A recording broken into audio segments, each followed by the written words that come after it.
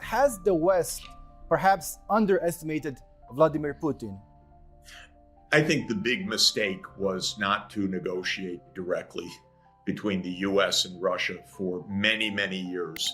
And when President Biden came in, that was an opportunity for direct negotiations. We say many things about Russia, by the way. For example, it's often said in our press, you can't trust Russia. They intervened in Syria. And it's true in 2014, 2015. But the United States intervened in Syria years before that, secretly, covertly, in a very destabilizing way. So to my mind, there is absolutely means for negotiations, for understanding each other, for listening to red lines, for US leaders thinking, well, if we were in Russia's position, how would we feel about X, Y, and Z? And I think if we had more of that, and by the way, also true of US relations with China, we'd have a much safer world. Mm-hmm. How long can Russia's economy survive these sanctions? And how long is it before Russia depletes its foreign and gold reserves?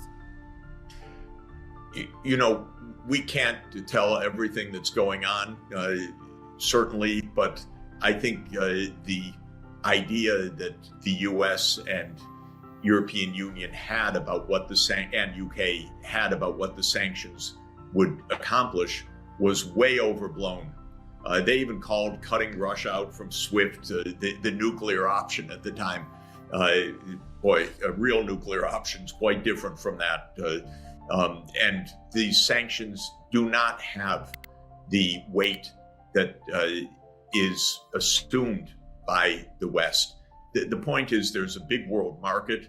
Russia trades with the Middle East. It trades with India. It trades with China, trades with Latin America. Most of the world trades with Africa. Most of the world did not sign on to the Western sanctions. And so Russia remains in economic trade with a lot of the world. Commodities, especially oil, is very fungible.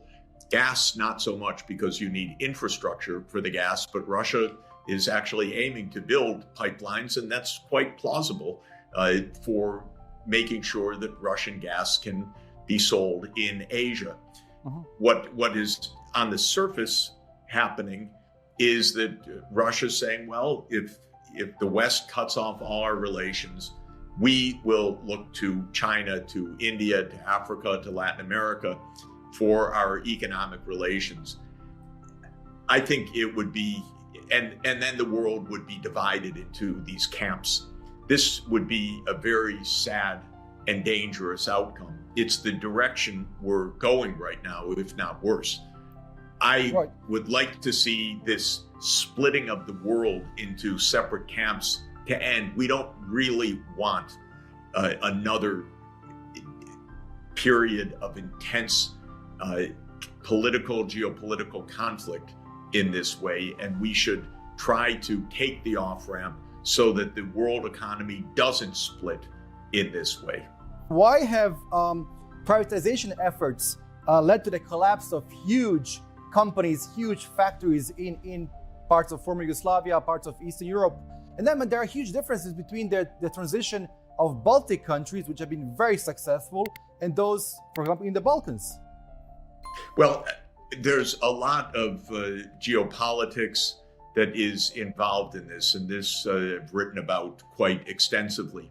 Countries that were accepted into the Western fold quickly, a country like Poland, where I advised, or the Baltic states, which received financial assistance from the West, open arms and open markets, did quite well.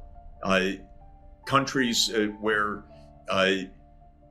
there was a barrier or you're on the other side of the divide did much worse. And of course, in the former Soviet Union and former Yugoslavia, the breakup of those states was a calamitous economic event because it destroyed financial trade, division of labor, factors that went back many decades, and it was quite sudden. When I advised all of these countries, my main advice was to the West. It was to the United States and Europe. Provide financial backing so that there isn't an economic crisis. When I suggested that for Poland, my advice was heeded. When I suggested that for Yugoslavia as advisor to Prime Minister Ante Markovic, the Europeans and US said, no, we're not going to help federal Yugoslavia. Well, we know what happened. It broke to pieces. Whether that was inevitable or not is another matter, but my advice was not heeded. And then I was advisor to the economic team of President Gorbachev and then President Yeltsin, and actually also President Kuchma in Ukraine. On all three occasions, I urged the Western world, help these countries. The financial crisis is very severe. The collapse of the former command economy is devastating. Help. But they didn't want to help because that was the enemy. Now it was going to be a US unipolar world. So there was no financial help coming. They didn't give financial help to Gorbachev. They didn't give financial help to Yeltsin. It created, it didn't create the mess. It just made it so difficult to address what was a tremendously deep and intense economic crisis. So I resigned because my hope, my expertise was bring help for these countries.